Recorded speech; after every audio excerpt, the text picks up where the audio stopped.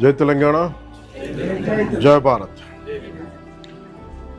ప్రాంతీయతను విస్మరించని జాతీయవాదం, దానికి ఏ సిద్ధాంతానికైతే మనం కట్టుబడి ఉన్నామో, జనసేన ప్రారంభించిన 12 సంవత్సరాల తర్వాత ఏ తెలంగాణ గడ్డ మీద ఈ పార్టీ పుట్టిందో అదే తెలంగాణ గడ్డ మీద ఈరోజు మనం ఆఫీస్ నిర్మించుకోవడం, అది నేను పెట్టిన దానికంటే కూడా నాయకులందరూ కూర్చొని మీ అందరి సారథ్యంలో, మీ అందరూ ఉత్సాహంతో మీరు ఆఫీస్ని మీరు ఎస్టాబ్లిష్ చేయటం నిజంగా నాకు ఎంత స్ఫూర్తినిచ్చింది, ఎంత బలాన్ని ఇచ్చిందంటే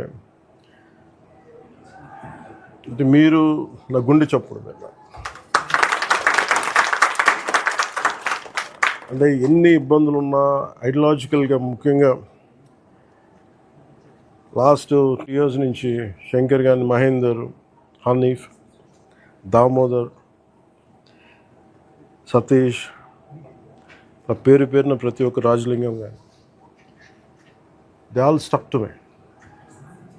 అది వ్యక్తి దానికంటే కూడా it is ideological commitment we stand for. It's only one commitment నాకు తెలంగాణకు సంబంధించి. నేను తెలంగాణ తాలూకు పోరాట స్ఫూర్తిని చూడకుండా, అర్థం చేసుకోకుండా కానీ ఉండుంటే నాకు ఇంత తెగింపు ఉండేది కాదు.